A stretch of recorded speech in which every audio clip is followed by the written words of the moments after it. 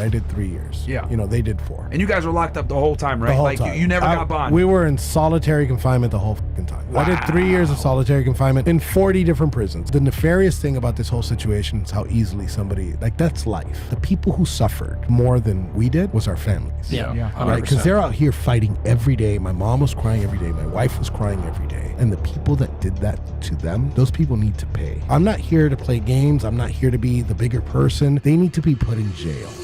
I got to go through this with you guys. So, okay.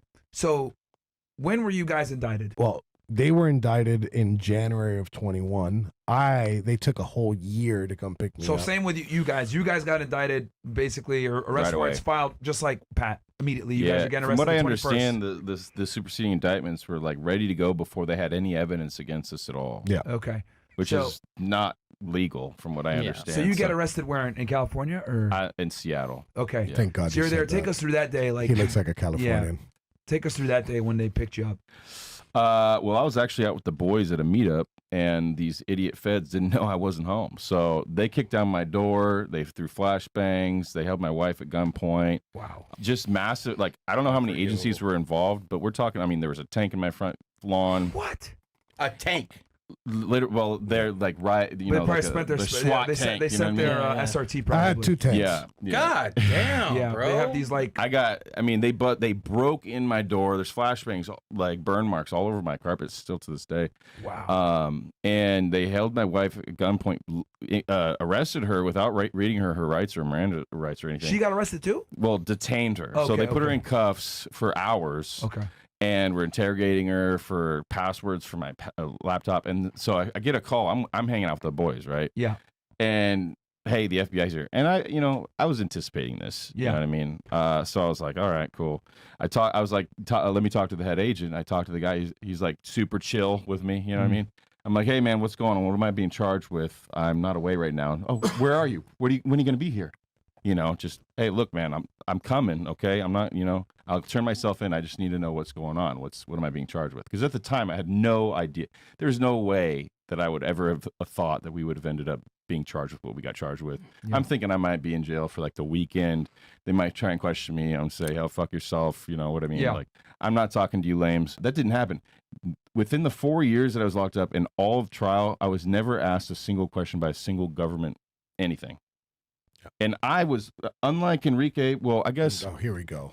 Get the fuck I love getting him in shit. But so on the ground, I was leading the Proud Boys, and there was no communication between any of us guys and Enrique, right? So he creates this plan, and I'm acting it out with the guys allegedly. That's what they alleged in the indictment. So if anybody knew what the actual plan was on the ground that was leading this insurrection, it would have been me. Yeah. And I was never asked one time by a prosecutor, by an FBI agent, nothing, not even an attempt. Hey, what happened that day? And I never got a chance to speak to anybody. My lawyer didn't think it was a good idea to go to testify just because of the bullshit that they were doing, just character assassination, and they limited our scope so much. Yeah. That it was just, we were so constrained. It was just like, look, let's just get to the. So you're there on that. What he's asking. So that the bureau agent is telling you, hey, turn yourself in, or where you at, right? Right. And you're in Seattle. They're in Seattle as well. Yeah. So I'm heading back. It took me about an hour drive. I'm hanging out with the boys all night. And the guy's like, look, just turn yourself in at 2, come home, take a shower, whatever. I'm like, okay, cool, man. Sounds good. I pull up, and I've got lasers all over my body. Just like, I'm like afraid to even put my car and park. Yeah.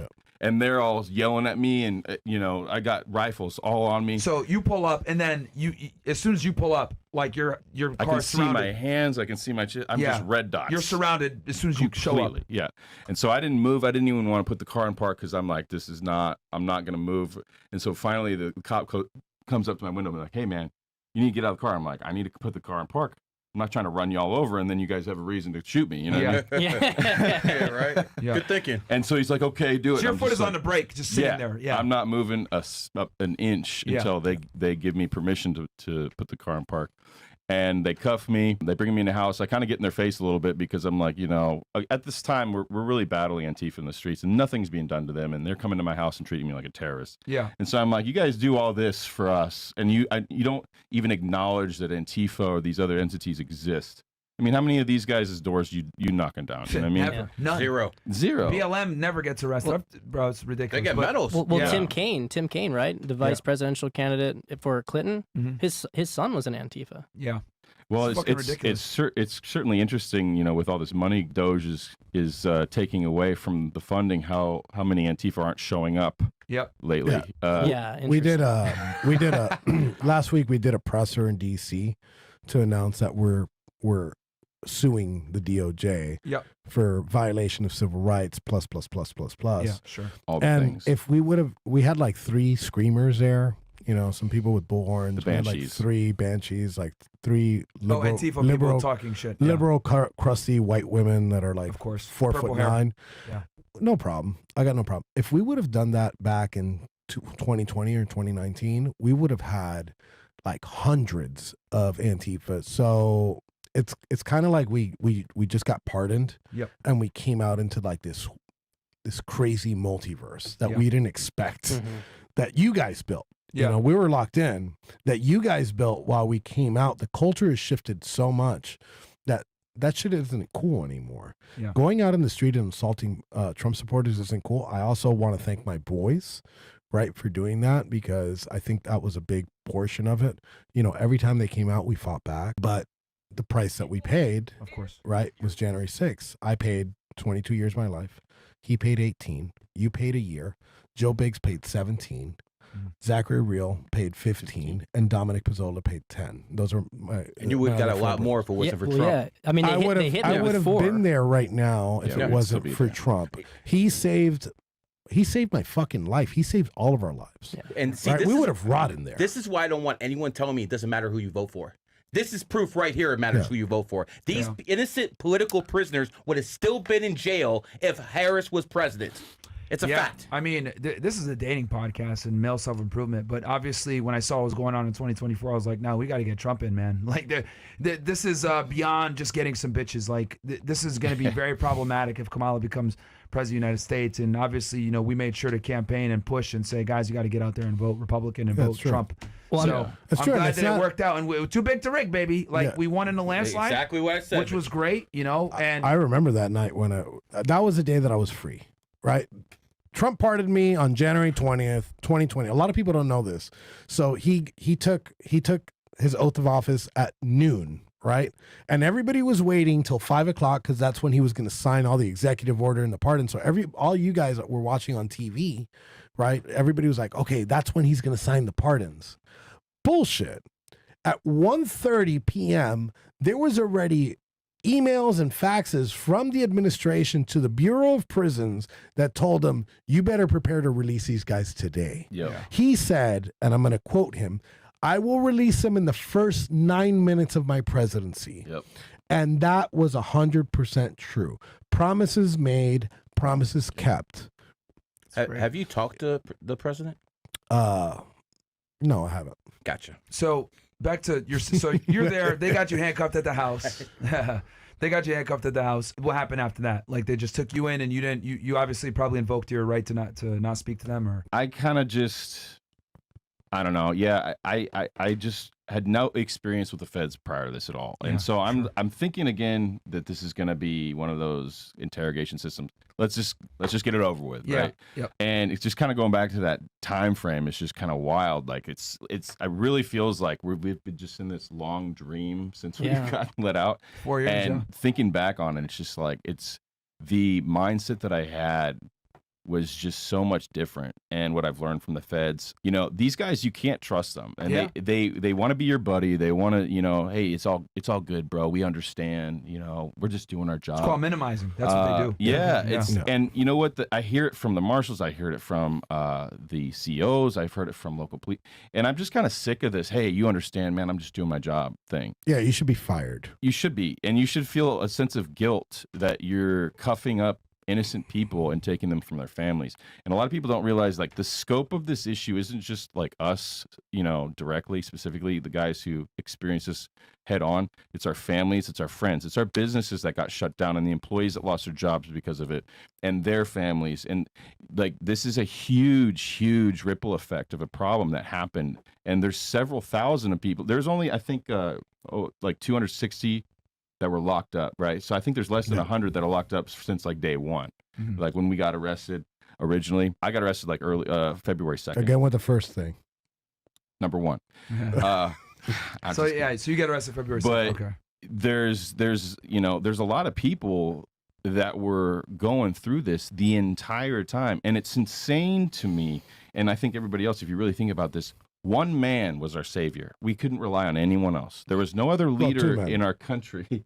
Well, God was obviously the one getting all this organized, and that's why I believe so much that Trump was going to get elected. I saw him they tried to kill him, they tried to bankrupt him, they tried to do everything they could, and I can't explain how in my mortal brain how that's possible unless there was something supernatural, divine intervention. Backing. Exactly. Yeah. So there's just it's impossible. We've never seen anything like it before. And a lot of people forget, like when you're in prison, right? Because I only did.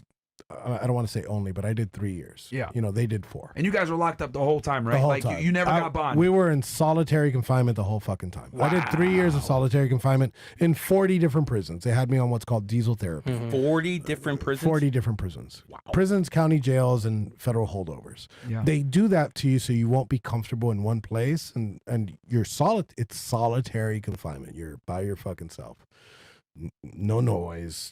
Hardly any time that communication, no rec or anything. Why did they put you guys? Because I'm assuming you guys didn't ask for it. They just put you in solitary confinement just because of the nature of your charges. Yeah, because the charges are akin to that of terrorists, so they had to treat us differently with the sedition charge. With the sedition charge. Not, you were. But you were in for a year, right? I was sentenced to 4 years, but I only ended up serving a year because the Supreme Court overturned that 1512 felony midway through my sentence. Gotcha. But was you were in Gen Pop, or did they isolate you too? I was in general population. Okay. Yeah. But the sedition charge, they pretty much treat you like a terrorist.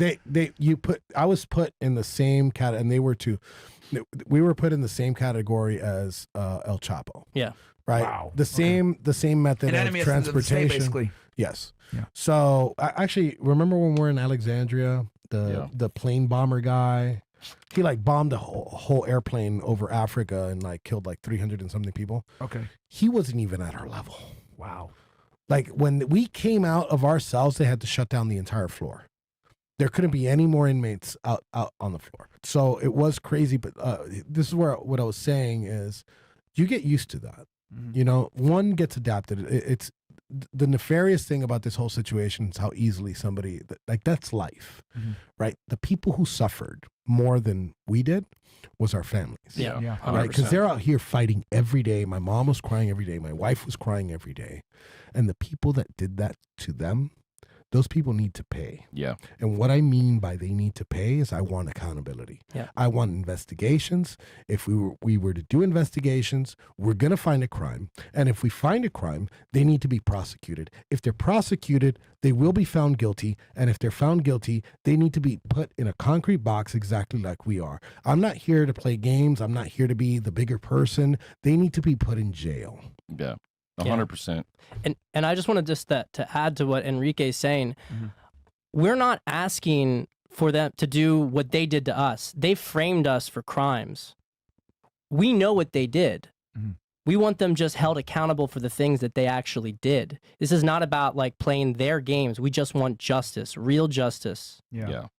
The real conspirators. Yeah, Quite exactly. frankly, justice should mean reparations for you guys in every single January 6th, and I'm waiting for you guys to actually do something about that. We're going to sue them. Yeah. We're gonna sue And you them know all. what I'm going to do? Class action, right? Class action. All you guys are getting together and. Well, there is a couple class actions that are coming, but I think a lot of the attorneys, what they're trying to do is sue individually, right? Because it's more effective. Maybe a class action's gonna happen. Maybe we join it. Or are you guys maybe going not. after the Department of Justice, or are you guys going That is after just AUSAs and agents? That is one step. We'll be announcing in the next week. Okay. We'll be announcing in the next week exactly, but it is the Department of Justice. It might be the FBI. It might be the Bureau of Prisons. Again, it's violation of civil rights. So I think we're gonna win this, and when we win this, I'm gonna spend a little bit of that money frivolously. right? Because what I want to do is I want to. I mean, 3 years of your life was taken from you. Yeah, I'm gonna buy like a fucking cheetah with like a gold leash. Yeah. You know, because what they did to us, I'm really not gonna do that. But what they did to us was wrong. Yeah. And it's not just reparations, it's payback. Yeah. You know, and it's justified payback because we did not do anything wrong. The J6ers did nothing wrong. The Proud Boys did nothing wrong. And the 3 men that are sitting right here did nothing wrong. So take me through what happened for you on that day. So you weren't even there. I wasn't there. You're in Baltimore, I'm in Baltimore in the hotel. They take my phone from me, right? What day was this? This was also in February? I get released on January 5th. I get bonded out January 5th. Yes, because you got arrested by. What, did you get arrested by Metro PD? Metropolitan because of Police BLM Department. stuff. Because of BLM misdemeanor stuff. charge, I'm guessing. Probably. It's a misdemeanor charge. Yes. Okay, so you get out. January they also 5th. give me a felony because I had a high capacity magazine, which is a 30-round mag. On my online store, I do like custom laser engraving. So Gotcha. I was bringing them to somebody. I didn't know it was illegal. Okay. But it didn't matter because the judge didn't ban me from DC for the mags. Yeah. She banned me in DC because she says that there's a whole bunch of Black Lives Matter banner and they're all in danger because of me. She might be right. Okay. But so you get I get January bond. 5th, you get bond. You get out. Okay. I get out. I'm automatically ordered to leave the district. Okay. But they keep my phone, which is weird for these stupid charges. They keep my phone. Yeah, And I'm going to tell you misdemeanor. why later. Yep. So I go, you know what? I got to leave. Let's go to Baltimore. These guys can go ahead and meet me up in Baltimore and party on January 6th at night, or I'll meet them in Virginia. So no big deal. So I go to Baltimore. I stay overnight. I don't have a phone. I have no way of communicating with them, right? Because I don't care to communicate with them. They're going to go have fun at the Trump speech. I'm going to take a very nice day to relax that I didn't have any during that election season because we were flying all over the place. So I was actually going to enjoy the day, and I did. You know, I woke up in the morning. I skateboarded to the corner store. I got some breakfast. I'm like, well, I need a phone. I skateboarded to Walgreens. I got a phone. I didn't activate it. I got on Wi-Fi. But by the time I come back, guess what happened? The Capitol was breached. So I find out. This is January 6th now. I probably found out later than you did. Yeah. Right? Because I have no communication. I finally get to the hotel room. I turn on the TV. I'm like, what's this? So I'm watching this on TV. I celebrated what happened on my social media platforms, like most of America did. Right? I'm guilty of that. If that's a crime, I'm guilty of that. And, you know, at night I was kind of like, well, fuck, I'm happy I wasn't there because then, you know what? They'd arrest me for the charge of trespassing. Yeah. Right? Because that's the thing that I thought was the highest thing that was going to happen. You get arrested for fucking trespassing. $50 citation. Yep. So these guys start getting picked up, right? On February 12th, the FBI has a press conference. This isn't a fucking conspiracy theory. You guys can look it up right on YouTube right now. February 12th, January 6th, FBI press conference. Okay. So they were asked the question, what was it that you did to prevent January 6th? And the first thing that they said is, we arrested Enrique Tarrio on January 4th, right? They didn't arrest me. It was Metropolitan Police Department. Yeah. They ordered the Metropolitan Police Department to arrest me for the misdemeanor so they could keep me out of the loop in January 6th. I'm going to tell you this right now. Oh. If I was on the ground on January 6th, we wouldn't have gone into the Capitol. Not Okay. because I'm smarter than anybody or anything. I had speaking engagements on the opposite side of the Capitol, over there by the Washington Monument. So we wouldn't even been close, right? Obviously, since I wasn't there, you know, there was nothing to do, and these guys wanted to go see the Capitol. And that was where the rally was supposed to be. The president said it. We're going to rally in front of the Capitol, right? And that's, you know, it was supposed to be a regular rally. I think it was a riot gone wrong, like a protest gone wrong, you know, and I said it that same day. You know, if you trespassed, you know, you're going to get fucked. You're going to get trespassing charged. If you put your hands on a cop, you're fucked. You're going to get charged with, but that's not what happened in these cases. They're doing the 1512. They use the 1512, which is a 20-year felony, by the way. Yeah. It's not just like a regular financial 5-year charge. Yeah, a financial charge that's 20-year felony, right? So this is what Bernie they Madoff? use. Did they use that against Bernie Madoff? I don't know. Okay. It's possible. Very possible though. Okay. A lot of people get hit with that. And Well, here's can you another fact thing check people first, don't real quick? understand too is the enhancements that they went wild. Yeah. Oh, yeah. I'm glad you brought that up. The Yeah. we got a terrorism enhancement for touching a fence. For touching a fence. Yeah. Wow. So they increased us from, I think it was like 14 years You to go 33. from category 1 all the way to category 6 and all the way down. They were trying to give us life. This doesn't even seem like America. What It's- they did to you It wasn't. guys. It wasn't. It It's doesn't not seem America. like America. No. It's not America. Yeah. That's not what this is. It's not like I'm Cuban. My family came from Cuba. They literally left the island Fuck Fidel because Castro. one of my family members, right, at the order of Che Guevara, wanted him to give up his piece of property so they could use it as a forward operating base. And when my family member said no, Che Guevara gave the order to put all the males, all the adult males that lived in the house, on their knees, tied their hands behind their back, and shot them in the back of the head. That's what these people want to do to us. They can't do it because it's too much, right? So the next step is just lock them in a cage, throw away the key. 22 years is a fucking life sentence. Yeah, pretty much. So, okay. So the FBI does this press conference. You're there watching it. And I'm they said- watching it. So you must have been like, oh, shit. So they arrested you basically on a misdemeanor charge as a guise to get access to your phone and keep you away from DC. Gotcha. So then about a year later, right, they went to the grand jury multiple times and they couldn't get an indictment. And you know, the saying goes, they could indict a ham sandwich. Of course. Yeah. So they couldn't get an indictment. So they finally unlocked my phone.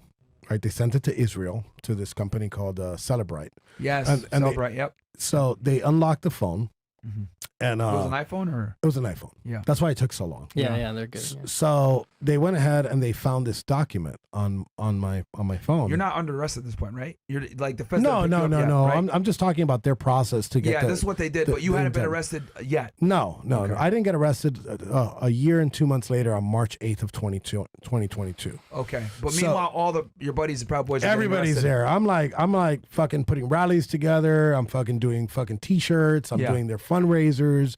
I'm doing all that shit. How many guys have been arrested at this point when you were the last one they got, probably, right? No, there was more people after me, but I was one of the latecomers. Okay. Right. So sorry, you were saying about so the phone. the document that they find is called this. It's a document called 1776 returns, and it's actually a very interesting document. The actual document is not like, it's not bad or anything. It's like how to stage a sit-in at a government building, right? Yep. Terrorism. Yeah, terrorism.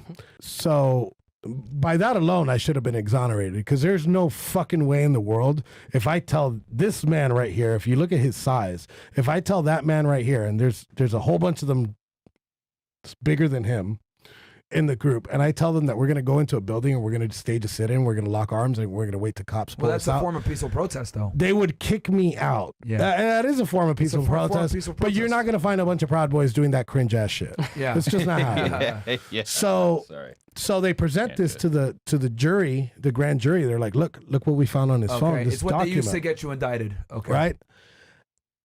The funny part is they knew a very important detail about that document that they did not disclose that to the jury. That document was never opened by me.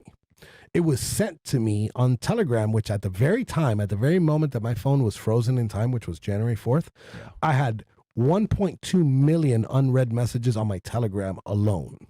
So it was sent to my Telegram. I never opened it, never saw it. They knew that. They actually testified. The forensics expert for the FBI testified to that. So already the grand jury indictment was done,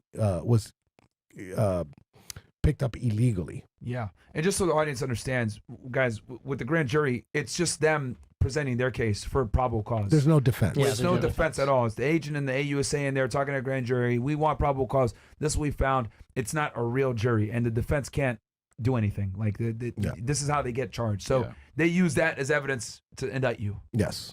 They use that. That's the only piece of evidence that they used to indict me. Oh, really? That is the only piece of evidence that they used to indict me. Other than that, there was nothing. Unbelievable. Fuck. They couldn't find. They couldn't find a single And the fucking agent piece of testified evidence. at grand jury that you didn't open it, and they still gave a true bill of indictment. No. Okay. They didn't tell the grand jury that. Of course, Whether okay. That's at your trial. This was on his phone. Yeah. This document was on his phone. And This came out at Insinuation. trial. so you then. have to indict this person, and they Okay. did.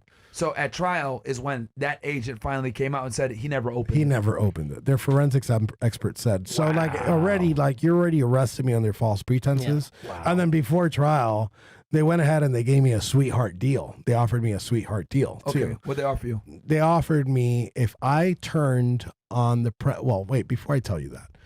They offered me that they would set me up for bail the following week because it has to go through the judge and the judge has to approve it. In this case, the judge would have approved it. Mm-hmm. And I would be released because I was in custody already. At that point, I think I was in custody for about like a year and a half. Mm-hmm. I would be released the following week and I wouldn't do a single day in prison anymore. And all I had to do, and they slid the paper over, all you have to do is confirm that this is the story that happened. Not asking for the truth, not, hey, tell me what happened and we might lessen your time or whatever. No. Verify what? Verify that this happened.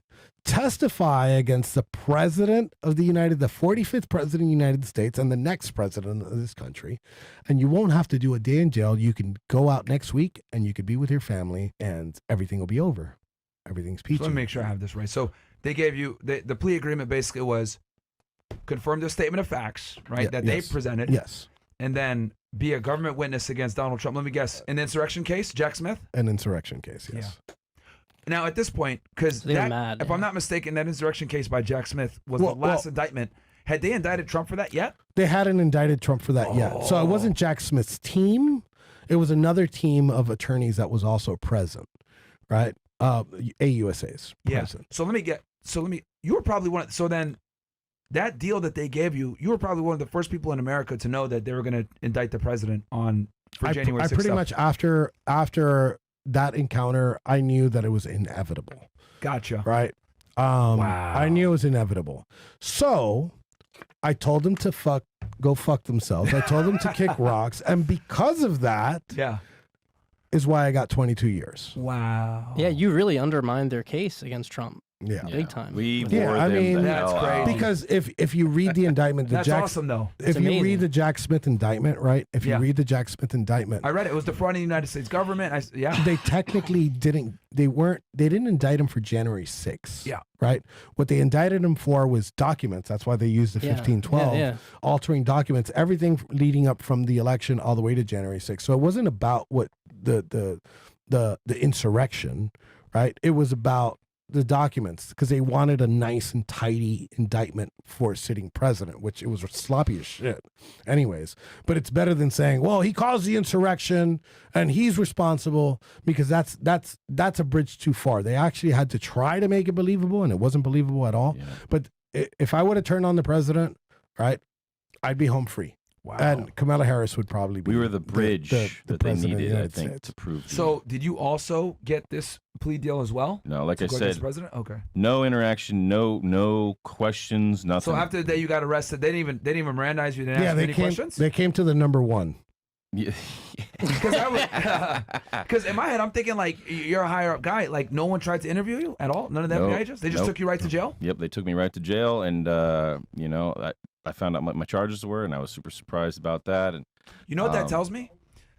That tells me it was probably hostage rescue team that went to go, just from like you're saying the way they did it. One of their special response teams went to go arrest you, and then the case agent wasn't there on site. That's why they didn't ask you questions. Maybe, I don't know. That's the only thing because in my head I'm like, wait, why would it? Because according to them in the indictment, you'd be you're number one in the indictment. Yeah, at the time. I'm shocked no one would try to ask you questions. Oh, I think what it was is because I had I'm kind of a ghost on the Telegram. There's really no evidence against me at all. I went in through the entrance where police officers opened the door. Gotcha. So I'm I would argue that my case, aside from his, because he wasn't there, is probably one of the best presentable because it's so extreme. That's what I was charged with, and I did so little. Yeah. And so I think that they just wanted to bury me and keep me quiet, and they didn't want us collaborating together. Of course. So they just, So, okay, so they give you the sweetheart deal, and you said like 23, 24? 22 years. No, I mean like in year 20. Year, I believe is at the end of 23? 23 or 20, no, 22, at the end of 22. That makes sense. That was before Jack Smith was appointed. They were already looking in that direction. Okay. But we all knew that if you jump back on a time machine, everybody was saying it. You know, the DOJ's attempting to. Yeah. Had they raided Mar-a-Lago yet at this point? No, they hadn't raided Mar-a-Lago. Okay, this is before everything. This is before everything. Yes. Okay. Yeah. Okay, so this all right. This makes sense then. So because they raided Mar-a-Lago, if I'm not mistaken, summer of 22. Sounds about right. Right? Summer of 23, maybe? No, 22? no, I think 22. it was 22. Summer of 22 because they we had raided just Mar-a-Lago. finished. Yeah. We had just finished trial. We were in Lewisburg, Mo, can you fact check it Pennsylvania. for me? I think it's August of 22, and then I remember they raided the house, and then a couple months later, then they indicted him for the fraud document case, the document case. Yes. Right. And then he had already been under charges for New York for the false document case. Yes. So first New York indicted him. I think the first thing was Mar-a-Lago. Yeah. And then But the state first got him indictment. first. The state, I remember this. Yeah. Alvin Bragg, Yeah, wanted, Alvin Bragg. but who cares? That was a bullshit case. So they indicted him out of the state of New York. Then the Mar-a-Lago raid. Then the document case, the classified document case. Yeah. That makes sense now. So they had this all ready to go from the beginning. Of course. The raids, because the fact that they went to you saying, "Hey, we want you to testify against them for the insurrection case." Yes. Wow. Well, can you think about this for a second? That's like, if wild. Enrique had signed that piece of paper and testified against Trump, that would have completely changed the entire narrative. Yeah. Yeah. And it I mean, wasn't. this was like a really heroic act. I think Yeah. people That's people huge. need to know about this. Like, this is. I I'm also, glad that we're I breaking also, it here. I also want to be clear, like the entire, and obviously I said it, but I want to be clear about it. The entire narrative of August the 8th, story. 2022 was when they raided Mar-a-Lago. August 8th. Yep, you're right. The entire story that they made up was something out of a fucking like space fiction. That's how outrageous it was. Right? So I don't want to give them too much credit though. I mean, like they did a great job, but we wore them the hell out. yeah, we wore them down. I mean, they did throw us under the bus, but we can. I mean, we tested them every single. Just ask the marshals if we could get a marshal on here to just explain the wear and tear that we put on. I got a him. marshal we could bring on here. No, he'll never show. Some of the stories. I mean, this guy is. Each individual marshal by the end, their spirit had to be just. Did we not have a lot of like? Well, we had great. Did we have a lot of fun? We had a lot of fun. I mean, every time getting your chains on, chains off. You know, there was piss. We were breaks, together there for was- a long time. All five of us, all the five brothers, co-defendants. I'm like institutionalized, so I want to say co-defendants. Yeah. But all five of us were together the entire ride. But you know what Almost was the the funnest entire part though is after trial we went to Lewisburg for a little bit, but getting to the DC gulag. Oh, right? that was fun. That was probably Did my you see the funnest DC time gulag? because I didn't go in there, but I met guys at Fort Dix who had spent some time there. Oh, man, it was it was terrible. great. Terrible. We had our own block. the great part about it Because you was guys all like got hit with the sedition, so they put y'all together. Yeah, so it was cool With to be all with the all other the January capital. It was 5 guys that got hit with the sedition. It was 5 of us, and Oath then Keepers. I think another 7 for the Oath Keepers, Yeah. which is another group. Yeah. So But when we're in there, it's a whole block. So like, it's like we 30 ran that years. shit. What is 35. your we ran that shit. What is the dude. Proud Boys' relationship with the Oath Keepers and 3%ers? So to tell you, my relationship with the leader of the Oath Keepers is Stuart Rhodes. Before January 6th, me and Stuart Rhodes did not get along at all. To the point where, like, at my local chapter, because although I was the chairman of the Proud Boys, I didn't have executive privilege over the guys. But my local chapter, we cut off any recruiting from the Oath Keepers. We wanted no recruiting, and it was just like on a personal level, personal differences between me and Stuart. After January 6th, that's my brother. We went through hell together. I actually was with Stuart now in DC. They're 2 very different groups, right? So they're more of like an organization / militia, where the Proud Boys is more. People think that we're like a political movement, and we're not. We're more like a cultural movement, right? Like we espouse these views that are just like these pro-America, First Nuclear Amendment, family. Second Amendment, Yeah. pro-family, those views. So it's more of a cultural movement than it is political. Gotcha. Like automatically people are like, oh, well, there are a bunch of like Republicans and stuff like that. No, there's a wide array of views within the Proud Boys. Yeah. It's the only goal for us is to make better men.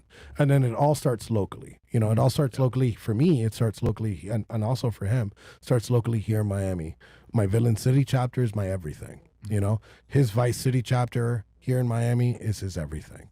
You know, so that's how we make better men. You start at home. Of course.